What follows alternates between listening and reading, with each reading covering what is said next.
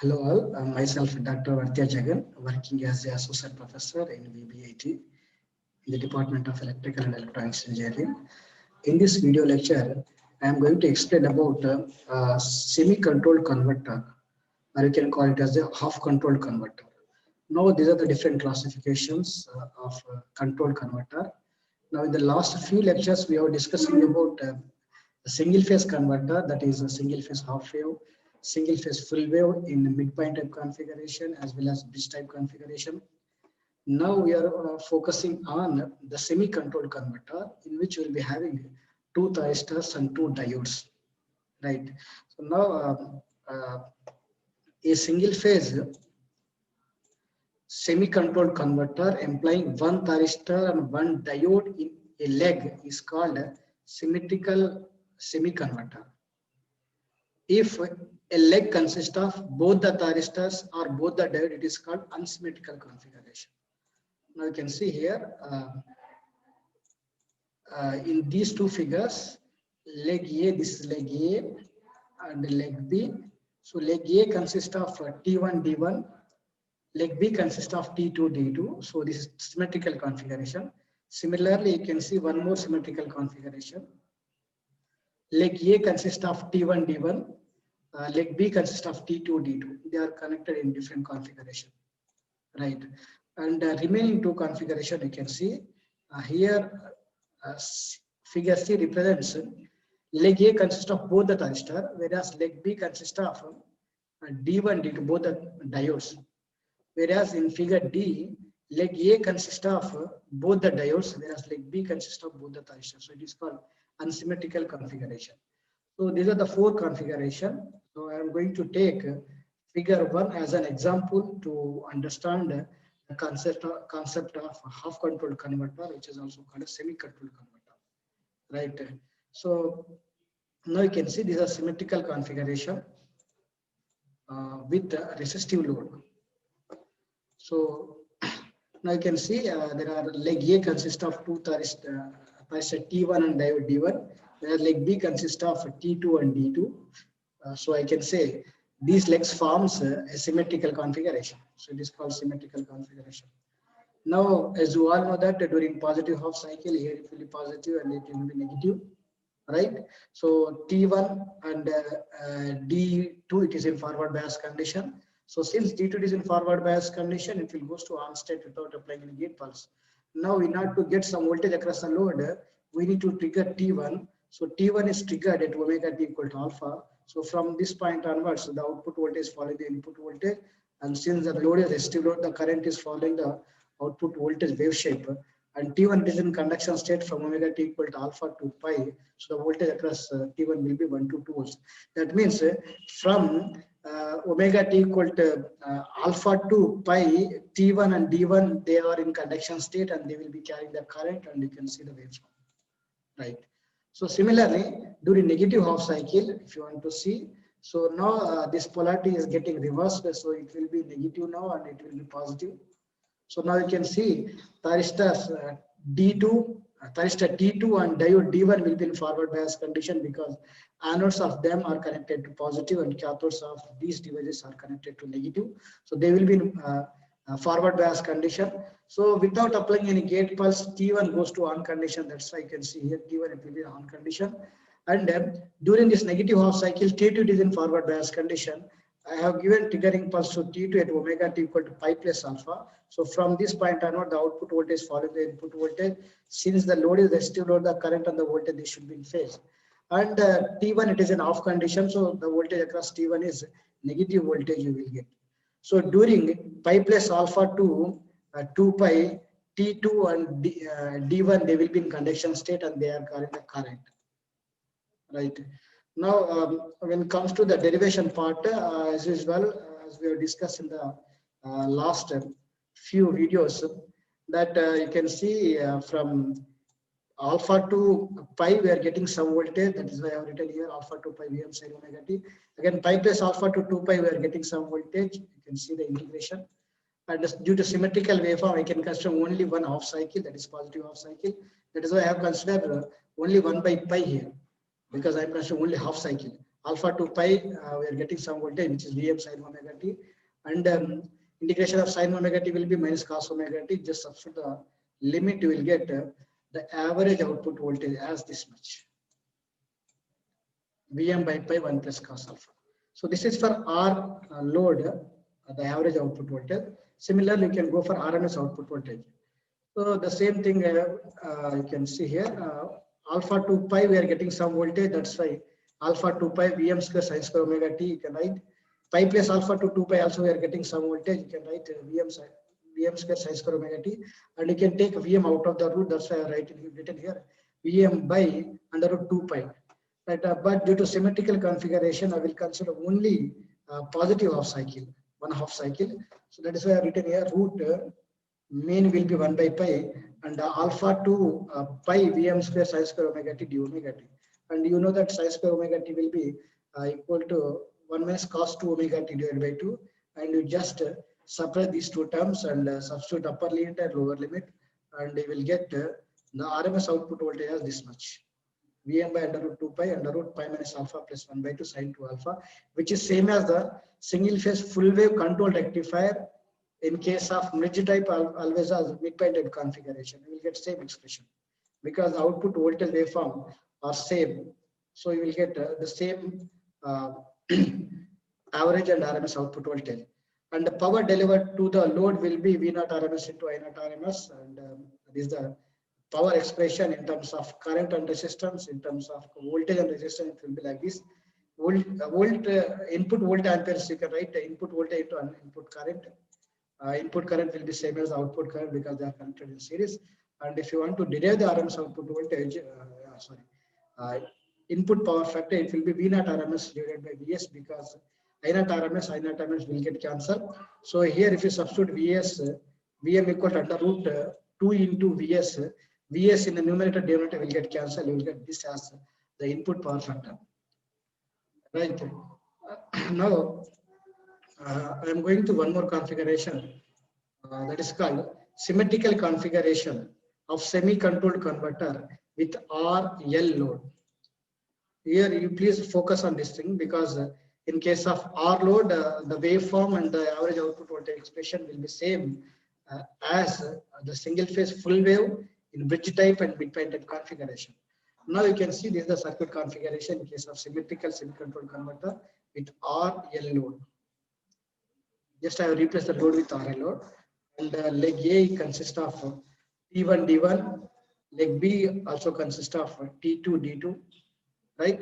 So you know that during positive half cycle, here it will be positive, here it will be negative. So T1 D2 will be in forward bias condition. Since D2 is in forward bias condition and is the uncontrolled device, at the moment it is in forward bias condition, it is replaced by short circuit. It will conduct, right? But in order to get the current from source to load to this voltage converter, we need to trigger T1, right? So T1 is triggered at omega t equal to alpha. So from this point onward, the output voltage follows the input voltage. So during alpha to pi, you can see T1, D2, they are in conduction state. That's why I have represented here. T1, D2, they are in conduction state from omega t equal to alpha to pi. You just focus on this point. This is the main difference between the previous converter and this semi-controlled converter. Right. Now you can see it will carry the current. So the inductor will charge like this. So during positive half cycle, it is charging like this. But if you see after omega t equal to pi, the inductor has to discharge. To discharge its energy to the resistance, the diode D1 will be in forward bias condition just after omega t equal to pi. Right.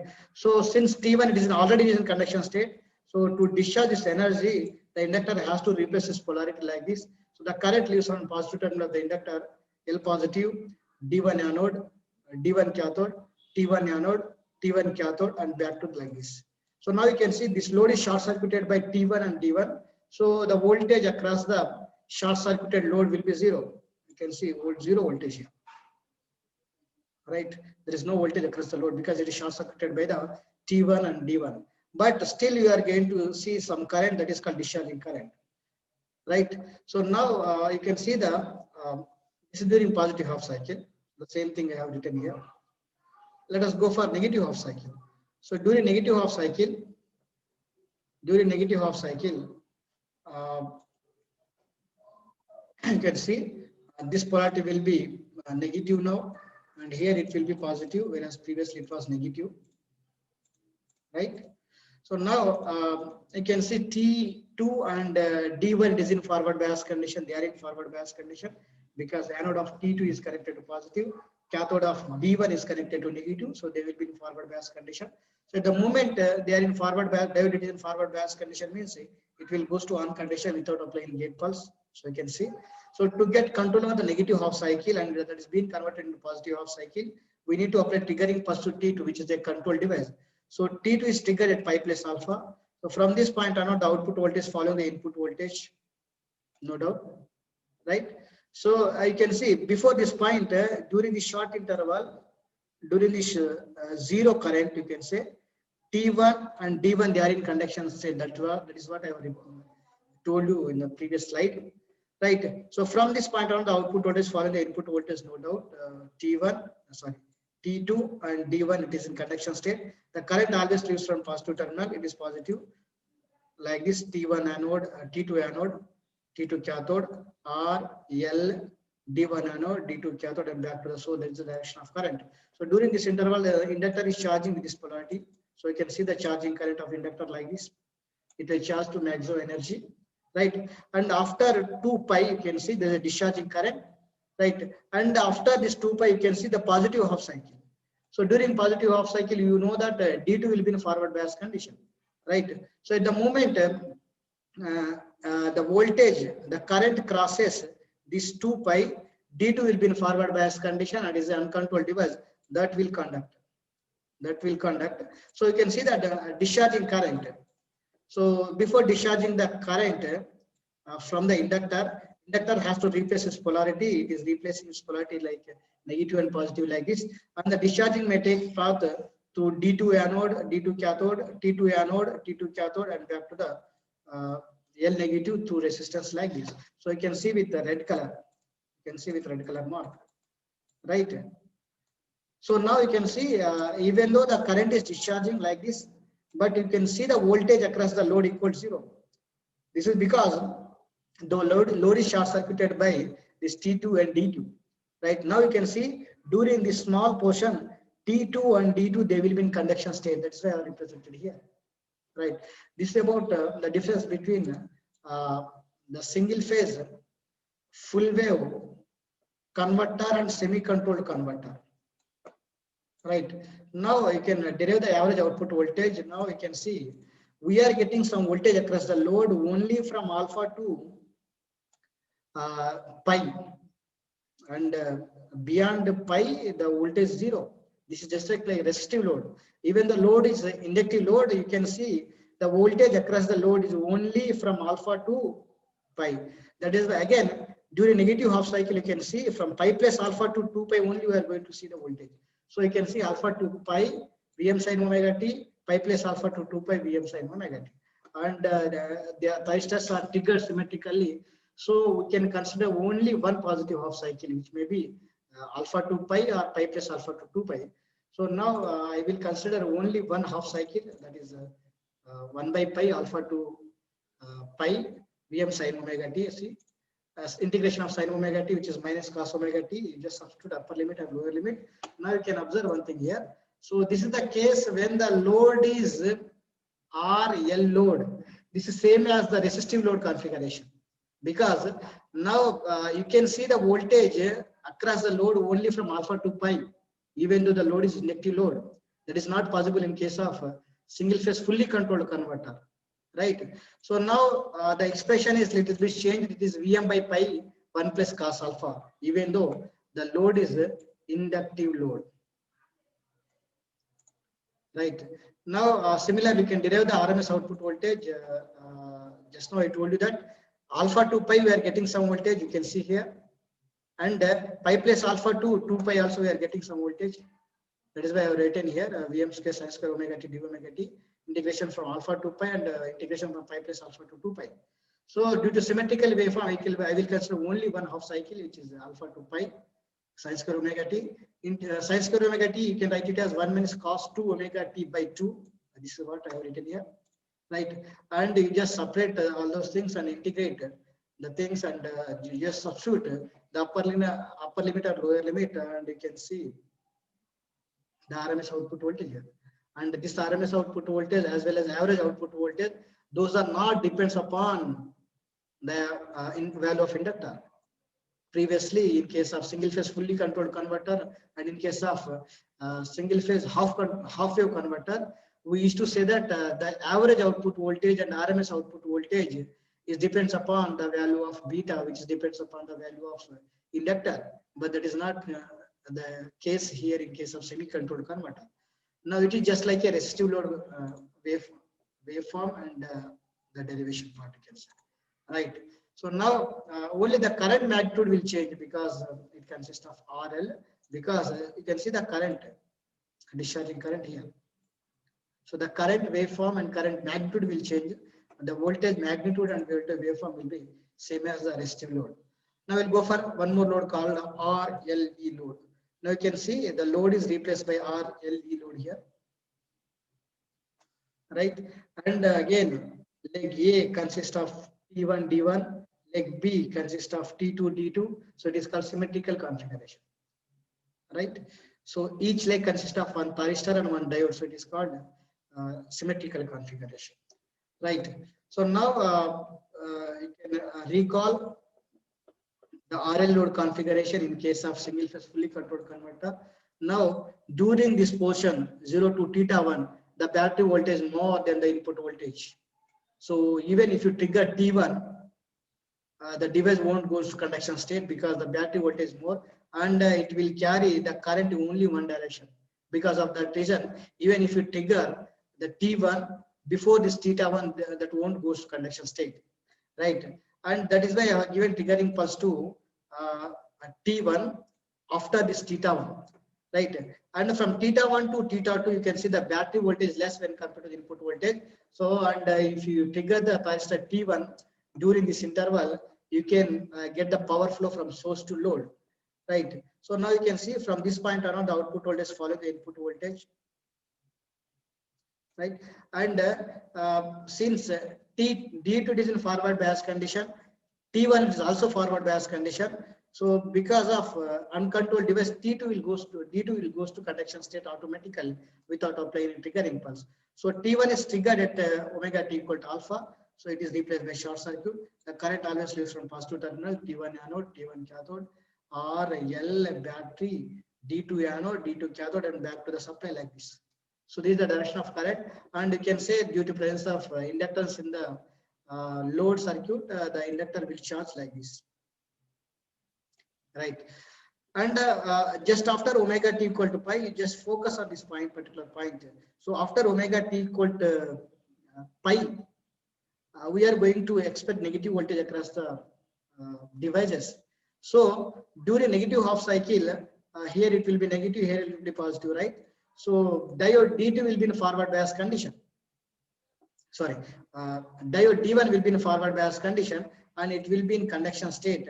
And diode D2 goes to off condition automatically because of this reverse voltage, right? Because anode of D2 is connected to positive node. So diode D2 will be in reverse bias condition, and that won't carry any current, right? So it will goes to off condition. Now in order to discharge the energy which is stored in the inductor has to replace its polarity before discharging the energy. It is negative and positive, right? And the discharging can take place through D1, T1. T1 it is now already conduction state. So L positive battery, D1 anode, D2, D1 cathode, T1 anode, T1 cathode, and like this you can see with green color. You can see with the green color mark, right?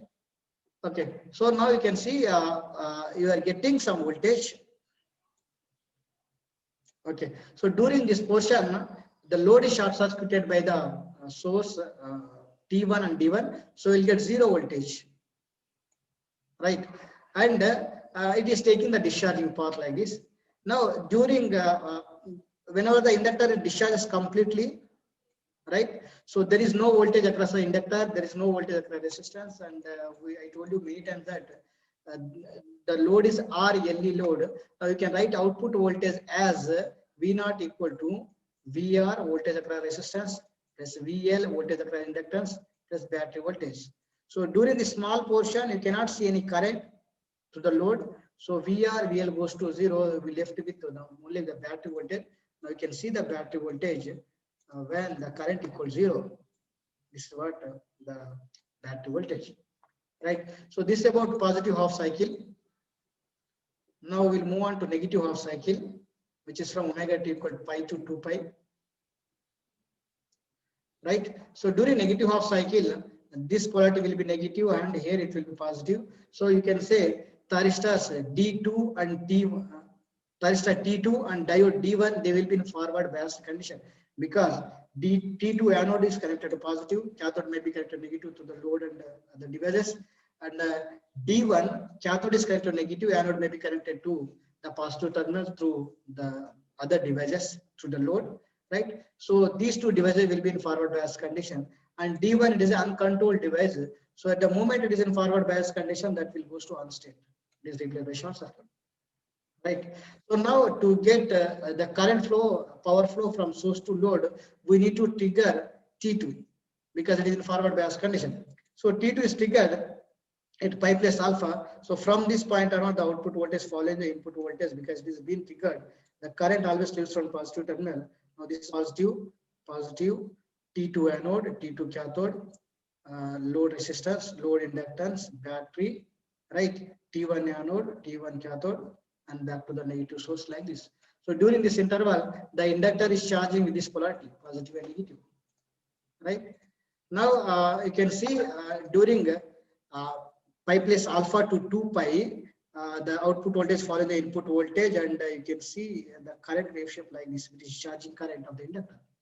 Now, just after omega t equal to 2 pi, you can see there is a discharging current that is due to presence of the inductor in the load. Now, inductor has to discharge its energy. So, to discharge its energy, it has to replace its polarity. The polarity is now it's become negative and positive. Now, this is just after 2 pi. 2 pi means you can see this is related to positive half cycle. So, you know that during positive half cycle, T1 and D1, D2, they are in forward bias condition. Out of these two, D2 is an uncontrolled device. So at the moment it is in forward bias condition, D2 will goes to on condition automatically, and D1 will goes to off because it is a device bias condition just after this point. So now you can see the inductor is discharging through this D2 and T2, inductor positive, battery, D2 anode, T2 cathode, T2 anode, T2 cathode, load resistance, inductor negative. Now you can see with the red color mark. Red color mark where D2 and T2 they are in conduction state, and you can see the load is short circuited by this T2 and D2. So if you see the output voltage, that will be 0 here. You can see 0 output voltage, and you can see during the small portion the inductor is completely discharged at this particular point, and after this particular point wherever you find this E here, now during this interval there is no output current. There is no output current, VR will be 0, VL will be 0, V naught will be equal to only E because it is a RLE load. So the output voltage expression for RLE load is this much. So we left with only battery voltage. Right? We left with battery voltage. Now you can see there is a major difference between the RLE load in half controlled converter and fully controlled converter. Right? Where you cannot see the negative peak here, even though the load is consist of inductor. Right, now we'll go for derivation part. Now, right. So now in order to derive the average output voltage, now you can see from alpha to pi, we are getting some voltage across the load. Again from pi plus alpha to 2 pi, we are getting some voltage. Right. So you can see alpha 2 pi Vm sin omega t, pi plus alpha, and due to symmetrical waveform, I need to consider only one half cycle. You can see here. You can see alpha 2 pi Vm sin omega t, that is means this portion. Right. And here it is being 0. Right. And beta to pi plus alpha, this is what beta and pi plus alpha, we are getting some voltage which is a battery voltage. So we need to consider this portion also to take the average value, right? So that is what I have written here 1 by pi, because I'm considering only one half cycle, alpha to pi Vm sin omega t plus beta to pi plus alpha e into Vm EDC, right? And sin omega t can write to minus cos omega t, the integration of sin omega t, right? And the constant integration will be e only, e into omega t here, and sorry, it is omega t here, and here we will get e, right? Now Vm into, just substitute upper limit and lower limit, and this is the expression for the RLE load average output voltage. Similarly, we can derive the RMS output voltage for symmetrical configuration of semi-controlled converter. Now, same thing I need to consider Vm square sin square omega t, because from alpha to pi we are getting this portion, right? And from beta to this portion, you can see beta to pi plus beta also, this e square into d omega t, and sin square omega t, right? You can write it as 1 minus cos 2 omega t by 2, and it is a constant, right? You can take this 2 out of this one, so Vm square by 2 integral from alpha to beta 1 minus cos 2 omega t plus you can write it is a constant term, and you can take this factor as common. So 1 into d omega t alpha to beta minus alpha to beta cos 2 omega t, and integration of constant will be omega t alpha to beta minus integration of sin cos 2 omega t will be minus cos 2 omega t by 2. I just substitute integration of constant will be omega t, and the limits are like this. So just substitute upper limit or lower limit, you will get to know the average. It is not average, it is RMS output voltage. Sorry, it is RMS output voltage. Right, so this is the RMS output voltage for RLE load. Right, now we have to make some observation. Right, so this is what observation we need to mainly focus on, because in case of semi-controlled converter we are using only 2 thyristors and 2 diodes, but in case of fully controlled converter we are using 4 thyristors. So one comparison is that in case of fully controlled converter the cost will be more because we are using 4 thyristors. In case of semi-controlled converter, the cost is less, right? And one more observation, mainly on RL load. So if you consider mainly on RL load, this is the waveform you can see in case of fully controlled converter, right? So due to the discontinuous, you can say during this portion the output current equals 0, so it is called discontinuous conduction operation, right? So for this one we have derived that even if I recall, if I click on this one, I will go to the back slide. So here you can find the average output voltage expression, Vm by pi cos alpha minus cos beta, and these are the waveforms.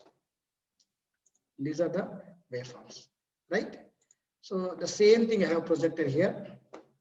You can see here. Okay, so this is the expression for average output voltage.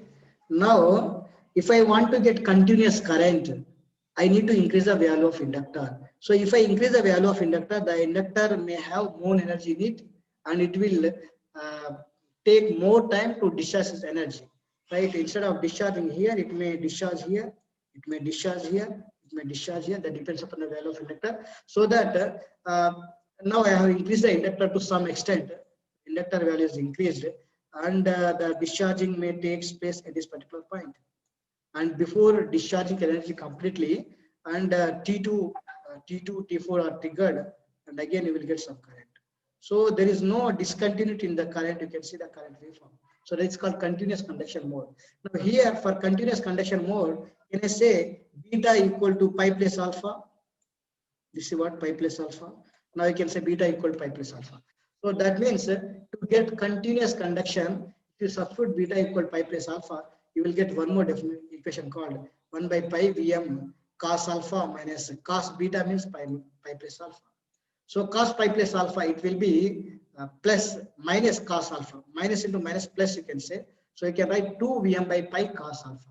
So this is the average output voltage expression in case of RL load for single phase fully controlled converter. This is for single phase fully controlled converter. Now you can see at different values of firing angle alpha. If alpha equals 0, you will get cos 0, it is 1, it is 2 Vm by pi. Here you can see, right, 2 Vm by pi. Now, if alpha equal 90 degrees, cos 90, it is 0, right? Here you can see, right? So the voltage is getting reduced and it will goes to 0 if you increase the firing angle alpha to 90 degrees, right? And if you increase the firing angle alpha beyond 180 degrees, but beyond 90 degrees, right? Cos 180, which is -1, so it can minus 2 Vm by pi. Here you can see. So if you increase the firing angle alpha beyond 90 degrees and to 180 degrees, you will get negative voltage across the load. So this curve is for fully controlled converter, right? This is for RL load we are talking about. Now let us focus on semi-controlled converter. Just now we have derived the expression. This is for semi-controlled converter, right? Even if you increase the value of inductor, the average output voltage won't change. That is what I have mentioned in the previous slide, right? So it will be Vm by pi 1 plus cos alpha, right? Now you just substitute alpha equals 0. Alpha equals 0. It will be cos 0 1, 1 plus 1 2 Vm by pi. Here you can see, which I am going to mention with the green mark, blue mark. Here you will say, right? Again, cos at 90 degrees,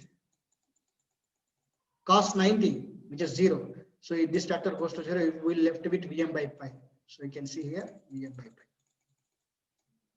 right? And the cos 180 degrees, cos 180 minus 1, minus 1 minus 1, which will be minus 1 plus 1, which will goes to 0. So you can see 0 voltage. And so you can see the variation of the average output voltage for the semi-controlled converter like this.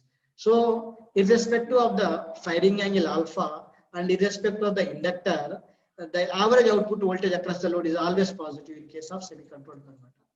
But the average output voltage across the RL load can be positive if alpha is lying from 0 to 90 degrees, and it can be negative if alpha is varying from 90 to 180 degrees. That is the observation we need to find. So now I can say semi-controlled converter is a single quadrant operation. It means it always operate in first quadrant. Now fully controlled converter, I can say it will operate in two quadrant. It will operate in first quadrant as well as in fourth quadrant, right? So this is the difference between, the main difference between semi-controlled converter and fully controlled converter, right? Now we'll focus on the comparison. This is one comparison. So the cost in case of semi-controlled converter is less. First comparison. Now you can see a comparison between a single phase 2 pulse. This is also called a 2 pulse. A semi-controlled converter and fully controlled converter. In case of semi-controlled converter, it requires 2 thyristors and 2 diodes. We may have 3 diodes also. But in case of fully controlled converter, it needs 4 thyristors. So the circuit is cheaper in case of semi-controlled converter because the cost required for only 2 thyristors and 2 diodes. Whereas in full controlled converter, we get 4 thyristor, which will increase the cost of the device. Now, one more observation you can see here. In case of semi-controlled converter, it will operate in one quadrant, only in first quadrant. Whereas in case of fully controlled converter, it can furnish 2 quadrant operation. It will operate in first quadrant as well as in fourth quadrant also. Freewheeling action in semi-controlled converter renders power factor better than value in full controlled converter. Now we'll discuss the freewheeling diode concept also, right? Okay, so this is about the single phase semi-controlled converter in symmetrical configuration. Now I will give quick review of asymmetrical configuration. Asymmetrical configuration means the devices in legs are not symmetrical. So leg A may consist of 2 thyristors, leg B may consist of 2 diodes. Leg B may consist of two thyristors, leg A may consist of 2 diodes. That is called unsymmetrical configuration. Just I will give the quick review and I will focus on main points, not more than that. Right. So here it is called unsymmetrical configuration. Unsymmetrical configuration because leg A consists of 2 diodes, 2 thyristors, leg B consists of both the diodes. So it is called unsymmetrical configuration. Right. Now you can see during positive half cycle, T1, D2 will be conduct, they will be in forward bias condition, right? And just like a single phase fully controlled converter, and just like a single phase symmetrical configuration, where also you can see T1 and D1, D2, they will be in conduction state. So there is no effect of average output voltage and average output voltage waveform and output current waveform in case of symmetrical and unsymmetrical configuration. So I'm not discussing about this R load, symmetrical and unsymmetrical configuration, right? Everything will be same. Just let us focus on RL load, right? Asymmetrical waveform. So asymmetrical, why I'm calling asymmetrical? Leg A consists of both the thyristor, leg B consists of both the diodes. So it is called asymmetrical configuration. Now the main point here, in case of symmetrical configuration, if you recall, the T1 and D1, they will be in conduction state, right? But here in case of asymmetrical configuration, so just after omega t equal to pi, inductor has to discharge. So for discharging energy, it has to replace its polarity. The polarity will be like this.